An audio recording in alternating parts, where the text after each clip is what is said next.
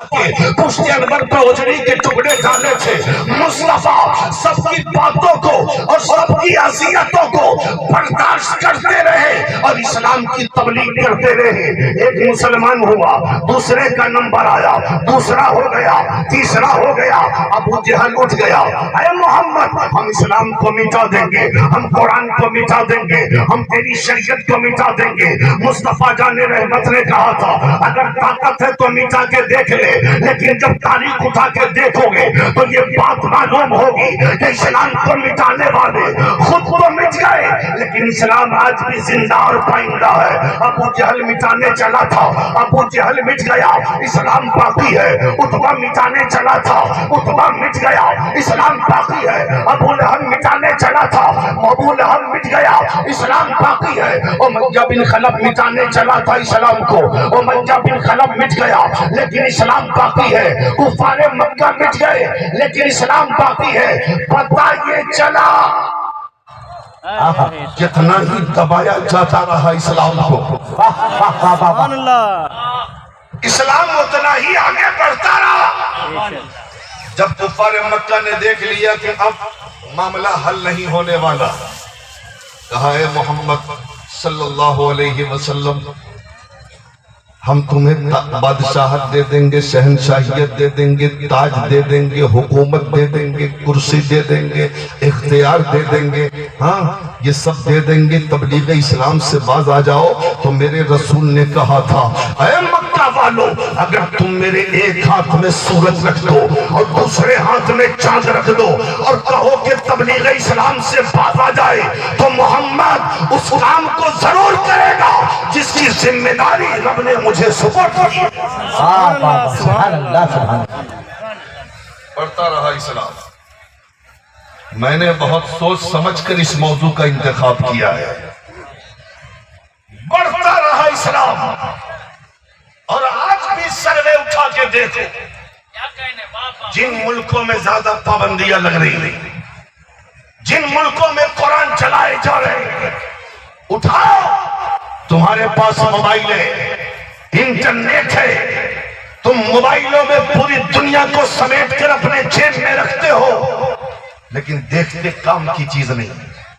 गाना सुनते हो, फिल्म देखते हो, नाटक देखते हो, गैर शरई चीजें देखते हो। कभी कभी इस्लाम का उरूज भी देख लिया करो कि जिन मुल्कों ने इस्लाम पर पाबंदी लगानी चाहिए, जिन मुल्कों ने कुरान को चलाना चाहा, आज उन्हीं मुल्कों में सबसे ज्यादा लोग दामन इस्लाम में आ रहे हैं, दामन इस्लाम में आ रहे हैं। पता ये चला इस्लाम जितना दबाया जाएगा, इस्लाम उतना ही आगे बढ़ता जाएगा। नारे तकबीर, नारे रिसालत, अज़मते इस्लाम और से हुजूर इमाम इल्म व फन, सरज़मीन सिंघिया ठाठोर, जिंदाबाद जिंदाबाद। और यकीन नहीं है तो पढ़ो अपने असलाफ की तारीख। बंबई के हीरो की हिस्ट्री तो तुम्हें पता है,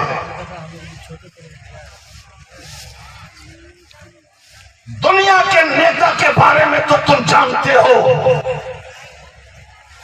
कभी इस्लाम के शहजादों की तारीख भी पढ़ लिया होता, क्या कहने, कभी मक्की जिंदगी मुस्तफा की और आका की मदनी जिंदगी का मुताला भी कर लिया होता, तब तक तुम्हें पता चलता कि जो ये कुरान की अच्छी सूरत, इस्लाम का अच्छा चेहरा हमारी नजरों के सामने है, ऐसे ही नहीं आया। जब मक्का की सरजमीन पर गरम गरम रेत पर हाथों में हथकड़ी, पांव में बेड़ी और गर्दन में फंदा डालकर, सीने पे पत्थरों का चट्टान डालकर जब घसीटा गया है, तब इस्लाम बचा। वाह वाह वाह वाह वाह वाह। ये है इस्लाम के शहजादों की शान जी। और जरा एक तारीफ सुन रहे हो आप? जी सुन रहे हो? बात समझ में आ रही है? हाँ, जरा मोहब्बत से बोल दो ना यार रसूलुल्लाह। बड़ा अच्छा सुन रहे हो, लेकिन जरा मुझे पता भी तो चलना चाहिए, इसलिए कि हम आँख बंद करके यार तकरीर नहीं कर पाते, समझ रहे ना? आँख खोल के तकरीर करते हैं, समझ रहे ना? इसलिए हम तुम्हें देखे, तुम हमें देखो। اللہ کی پاکی بیان کرتے رہو تاکہ پتہ چلے کہ آپ سن رہے ہو. ذرا محبت سے بول دیں یا رسول اللہ. آؤ کیسے اسلام تلوار سے نہیں کردار مصطفیٰ سے. واہ واہ اول بھائی ایک تھا دشمن مصطفیٰ کا جی. اور ایسا دشمن جو اسلام کو برباد کرنے کے لیے ہمیشہ کوشاں رہتا. رسول اللہ کو تکلیف دینے کے لیے ہمیشہ تیار رہتا. حکومت بھی اس کے پاس, اقتدار بھی اس کے پاس, اختیار بھی اس کے پاس. ابو جہل کے ساتھ ہمیشہ مشورے میں شریک رہتا. گورنر تھا وہ. ایک دن جنگ میں مسلمانوں کے ہتھے چڑھ گئے اور نبی کے غلاموں نے پکڑ لیا, ہاتھ پیر باندھ لیا, لے کے مسجد نبی کے ستون سے باندھ لیا. کہا اب تیرا فیصلہ مصطفیٰ کرے, اب تیرا فیصلہ ہمارے آقا کرے. رسیوں سے بندھا ہے مسجد کے ستون کے ساتھ. آج کل کا کوئی بادشاہ, راجہ, مہاراجہ, نیتا, مکھیا, سرپنچ, M L A, M P ہوتا تو کہتا یہ دشمن ہے, مار ڈال, راستہ صاف کر دے. لیکن دیکھ مصطفیٰ کی شان کیا ہے. حضور تشریف لائے سامنے اور آ کے کہتے ہیں بتا کوئی تکلیف تو نہیں پہنچی تجھے. ذرا زور سے بولو,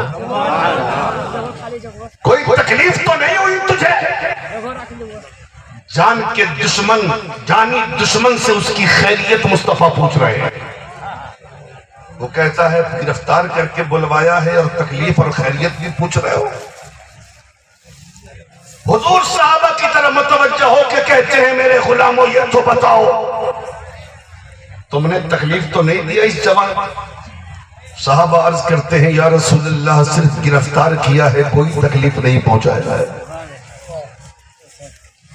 وہ کہتا ہے اے محمد گرفتار کر کے تو لائے ہو مجھے, لیکن سن لو اگر مجھے مار دو گے نا تو میرا قبیلہ تم سے میری خون کا بدلہ لے گا, بچو گے نہیں. مصطفیٰ فرماتے ہیں وہ تو بات کی چیز ہے لیکن ایک بات میں کہتا ہوں مان لے. کہا کیا؟ کہا سنو چہرہ اٹھا میرا چہرہ دیکھ لے.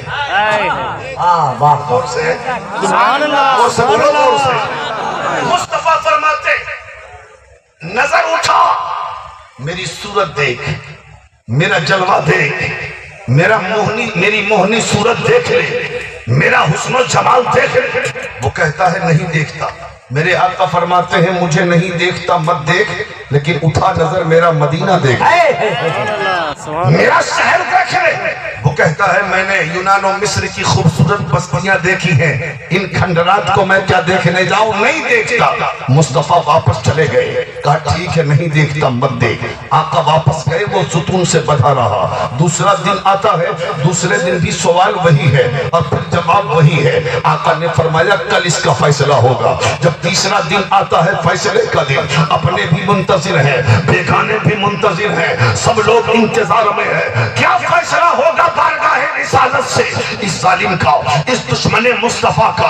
اور حضرت عمر کی ہاتھ میں ننگی تلوار ہے, وہ اس انتظار میں ہے کہ اشارہ ہو تو اس ظالم کی گردن اڑا دی جائے, اس لیے کہ جو گستاخ مصطفیٰ ہو, جو رسول اللہ کے در کا گستاخ ہو, اسے اس زمین پر جینے کا حق نہیں ہے. لیکن دیکھ لو مصطفیٰ کا کردار, دیکھ لو مصطفیٰ کا اخلاق, دیکھ لو مدینے والے کا کردار. رسول اللہ تشریف لائے, لانے کے بعد پھر وہی سوال کیا ہے اے نوجوان میرا چہرہ دیکھ لے, میری صورت دیکھ لے. وہ کہتا ہے میں تیرے جیسے بدصورت کو نہیں دیکھ سکتا.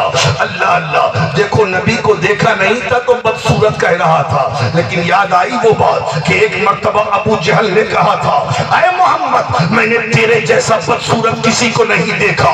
رسول اللہ فرماتے ہیں صدقتا تو نے سچ کہا. ابو بکر کہتے ہیں اے یا رسول اللہ آپ جیسا خوبصورت میں نے کسی کو نہ پایا. رسول اللہ فرماتے ہیں یا ابا بکر ان صدقتا, اے ابو بکر تو نے سچ کہا. صحابہ کہتے ہیں یا رسول اللہ یہ کیسے ہو سکتا ہے کہ ابو جہل کی بھی بات صحیح ہو جائے اور ابو بکر کی بھی بات صحیح ہو جائے, دونوں میں سے ایک صحیح ہوگا. تو سرکار فرماتے ہیں میرے غلاموں اللہ نے مجھے آئینہ حق بنا کے دے بھیجا ہے, اور جو